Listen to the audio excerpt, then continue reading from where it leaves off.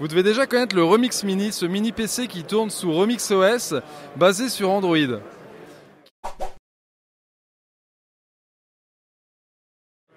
Si vous le connaissez, c'est qu'il a battu des records et notamment son financement sur Kickstarter qui a atteint plus d'1 million d'euros.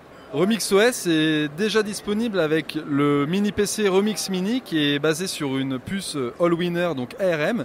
Mais la grande nouveauté au CES, c'est l'annonce qui arrive le 12 janvier prochain d'un ISO qu'on va mettre sur une clé USB et qui va permettre de booter sur Remix OS avec n'importe quel ordinateur x86 qui dispose donc d'un processeur Intel ou AMD. Et là, par exemple, sur le stand, on a un ordinateur portable, un ThinkPad, et il y a juste une clé USB branchée avec dessus l'ISO de Remix OS, et on a Remix OS, donc sous Android, qui tourne sur ce Lenovo ThinkPad. Ici, on a le Remix Mini qui est relié à un écran HDMI, et donc on a Remix OS sur ce grand écran.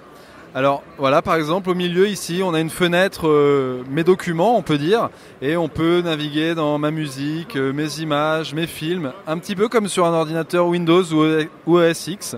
D'ailleurs, on reconnaît un petit peu la patte des OS modernes avec en dessous cette barre un peu à la Windows, barre des tâches, on pourrait dire, avec ici un genre de menu démarrer qui finalement est plutôt le launcher, le tiroir d'applications avec toutes les applications Android qu'on a installées sur Remix OS.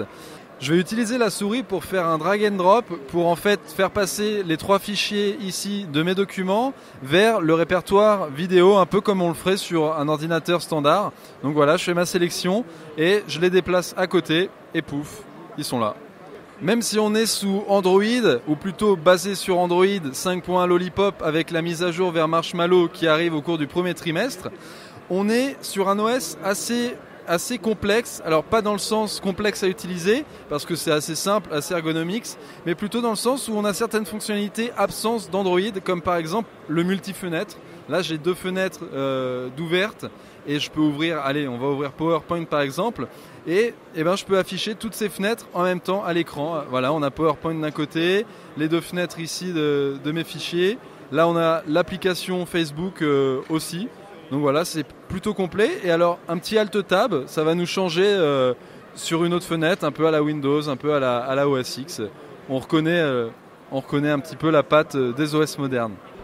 Android oblige, on retrouve le Play Store de Google avec l'ensemble des applications du Play Store. Donc là, on peut avoir Netflix, on peut avoir Waze, on peut avoir Google Earth, on peut avoir des jeux, on peut avoir de la retouche photo, etc., etc. Pour l'instant, on a le Remix Mini en puce ARM Allwinner, la clé USB avec l'ISO de Remix OS pour le faire booter sur n'importe quel PC x86.